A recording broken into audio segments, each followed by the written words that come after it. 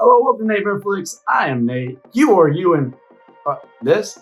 Oh yeah, you like this little number? Yeah, I picked this up over at Spirit Halloween because my girlfriend and I are going on a Halloween bar crawl this weekend. And since, let's face it, Spirit Halloween is quite the markup on their stuff, might as well get my money's worth. Since we're talking about old Charles Lee Ray, we're talking about the Chucky TV series, might as well don the Chucky uniform, right? So, that being said, we are talking about episode 3 of the Chucky TV series, and we're going to do things a little differently this week. In past weeks, I've kind of recapped the whole episode and done a review in that fashion. This time around, we're just going to boil it down to the 5 things I found most interesting about this episode. Starting with point number 5, Bree Wheeler. For those of you who don't know her by name yet, that is Junior's mother. What's going on with this lady? She got something going on. We are suspicious, and we have been since episode 1, so I'm glad that they gave us another instance to be like, I'm on to you, lady. What are you up to? Because she comes into the parent-teacher meeting a bit late and she claims that there was traffic. Traffic? I've been paying attention during this series. I've seen where you live. This little sleepy Hackensack town is not exactly a bustling metropolis. There's not exactly gridlock all down the roads, if you know what I'm saying. So no, Miss Wheeler, I don't believe there was traffic. What you been up to? You getting some action on the side? Are you sleeping around? I think you're sleeping around behind your husband's back. Who could you be sleeping around with? We haven't really met a lot of other adult characters. Pretty much all the adult characters we know so far are in the room at that moment, and thus she was late. So, could she be doing something behind her husband's back with one of the series regulars? Because we know that this series is in conjunction with everything that is canon, that we are continuing the continuity, and thus everything is in play. Therefore, could she be doing something with Tiffany? And that would explain why in episode 1, Chucky was like, hey, I know your secret, because he has an open type of arrangement with Tiffany, and it's like, yeah, I don't care, go sleep with this lady, and thus he's onto her, he knows her secret. Could that be what is happening? Is she sleeping with Tiffany? That could be a fun little twisty reveal later on in the series that fans might enjoy. I don't know, I'm just spitballing. You go ahead and spitball as well down in the comment section. What do you think Miss Bree Wheeler is up to? Point number 4. Speaking of what they're up to, we now know what Jake Wheeler's up to and what he is all about. He has made his decision. He is going to go ahead and refuse the grooming efforts of Chucky, which I actually was relieved to see. I've talked about in past reviews that I like that this character is a little bit gray, a little bit murky. He's not just all good and Chucky's all bad. That's usually what we get. We usually get a nice little innocent kid, and then you have big old evil Chucky over here. No, this time around we have a character that's been through a lot. He suffered a lot of loss. He's a very tragic character, and then he goes to school and is just constantly victimized by practically everybody around. Therefore, he wanted to kind of turn all those hard feelings outward, and Chucky was along for the ride. He'd be like, yeah, let's go ahead and do that. I'll give you a nice little push in that direction. I would love to have an accomplice or somebody to do my ill will for me, or at least assist, because as he says in the episode, it's kind of hard to choke with those little doll hands. And I thought that was interesting. I really like that plot device, but at some point, we have to make a determination on, is Jake good or is Jake bad? And we have decided that he does not have the gumption to kill. He hilariously failed to kill Lexi on multiple occasions in this episode, and then tried to pass the buck along to Chucky by bringing the doll over to the home of Lexi so that she could then give it to her little sister, Caroline. And I enjoyed that. I was like, okay, that's interesting. But even better then is Jake later in the episode having the revelation in front of the tombstones of his parents that I shouldn't have done that. I really messed up. And now the clock is ticking. Like, I need to get over there and save the day, because Chucky could have killed some people already and he may off the entire family. So I think it set up a really nice, compelling type of scenario, and I'm glad that we finally understand that Jake is the good guy. We have our hero of the story and we have a villain, but I think we may be getting more than one villain. Let's go ahead and talk about that now in point number 3. Point number 3,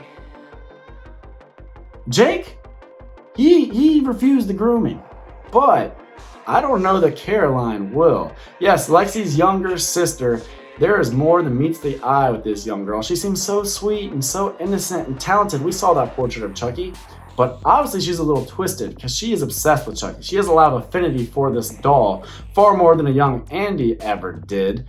And she seems complicit in everything that Chucky wants to do. Chucky straight up says, I'm going to kill your sister, and she pretty much is like, all right, cool, have fun. I'm just going to get some sleep. I'm tired.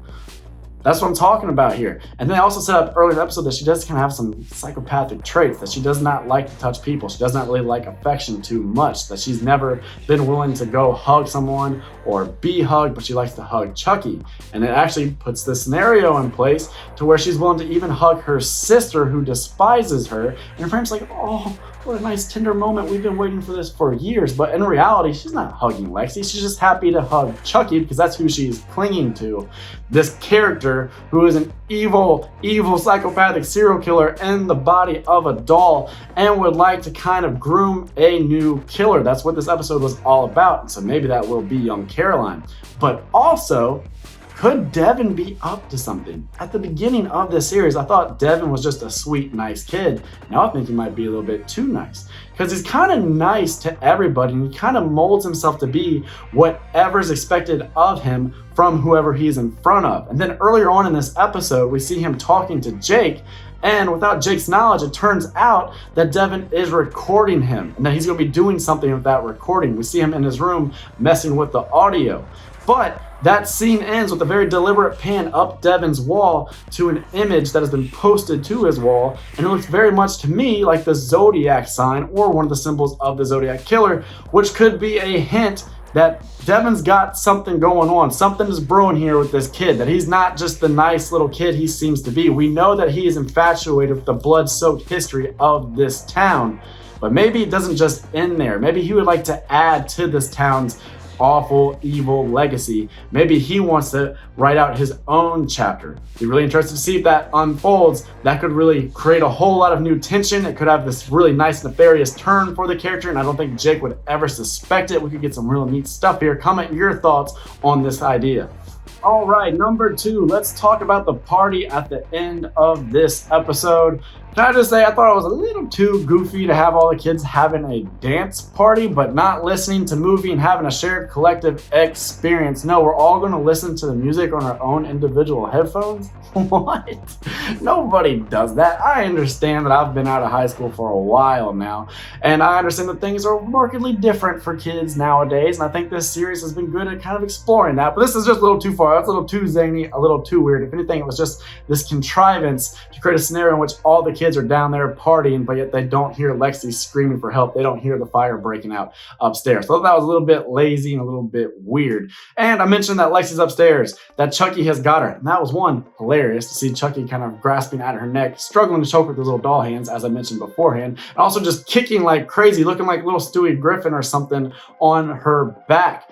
That was a lot of fun, but do you think Lexi is dead? Because the end of this episode seems to want you to believe that she is, and I just don't think there's any way in hell that this girl is dead. As we talked about in past videos, you need characters like this in slasher movies, in slasher series. You gotta have a character that you just absolutely hate and you want to get it. You want them to have a bloody, grisly, gory demise. You want to see them get dismembered in spectacular fashion. Lexi is that character. So that being said, it's not enough to just have her killed, especially not to have her killed off screen. So no, I think she's going to survive. I think she's going to escape this fire somehow. Somebody's going to come to her rescue, or the fire is going to kind of divide her and Chucky to where Chucky can't get to her. He's been kind of laughing maniacally and savoring his victory a little too much, and now victory's going to escape him, and so will Lexi. I think that might happen. I'm interested to see how the opening of this episode goes down next week, because I think you will see that Lexi gets out somehow. So go ahead and let me know your ideas on it, and how would you like Lexi to die? Do you want to see her sister do it? That could be a cool twist. If Caroline is properly groomed by Chucky and ultimately kills her own sister, that could be fascinating. That could be just really evil. That could be some dark stuff. Or would you like to see Chucky get to do it? And how would you like him to do it? Because Chucky always has some pretty creative kills. And number 1, the thing that I'm most desiring to talk about is the flashback, or therefore the flashbacks we received this week, because they are really fleshing out the backstory of Charles Lee right now. We are seeing his first kill in this episode, and I just thought that it was handled so well. They executed that perfectly. I really like that they're not giving us too much. They're not giving a lot of reasons to be like, oh, of course he turned out to be a serial killer. You know, this is not the way that Rob Zombie did it with Michael Myers, where you looked at his home life and everything around him and every little condition that was imposed upon this kid, and you're like, of course he ended up having a bloodlust and wanting to murder people. I would too if my life was so disastrous. No, Charles Lee Ray was actually in a very happy home. We see him having this really big birthday party. He's got loving, doting parents, and then a killer breaks into his home. And in the background, all along, we've been hearing about this mass murderer, this serial killer that's on the loose in the town, that he's one of the characters that we've heard Devin researching over and over again. We're seeing that play out in Charles Lee Ray's lifetime via this flashback. And so there comes a moment where Charles Lee Ray sees his father being brutally murdered. His mother takes him up to hide in the closet. And what happens? Does the murderer get in there and kill her in front of Charles Lee Ray? No, he doesn't have to, because before the killer can even detect them, young Charles Lee Ray has turned on his mother and stabbed her over and over again with this little pocket knife. And even the killer was like, props, little dude. Hey, thank you for saving me some energy and hard work. Here, I'm gonna tell you what to do. I'll give you some pointers. I see a lot of promise in you, young pup. And thus, we set up this whole thing of maybe Chucky, Charles Lee Ray, was groomed himself, and that is why now he is looking to do the grooming. And I really do love this element of this series plot. I think it's way more interesting than him just landing in the lap of another innocent kid who gets framed for things.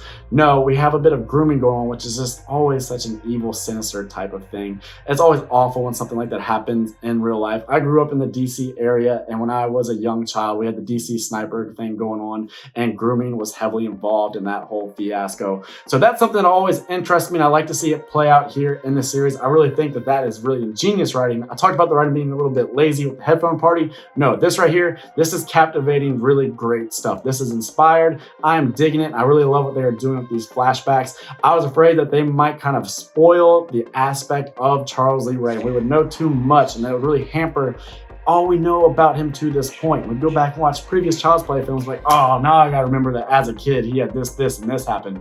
No, this works for me. I like that he was just a creepy little kid who came out wrong.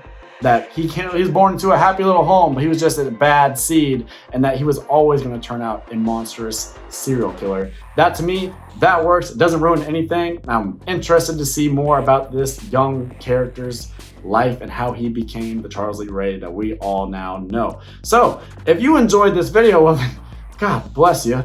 Thank you for sitting through a video where a man is dressed like this. Be sure to hit like, comment, and subscribe if you would. It would really help me out. Other than that, I hope you have a fantastic day. I'm Nate for Nate Netflix, and that's a wrap.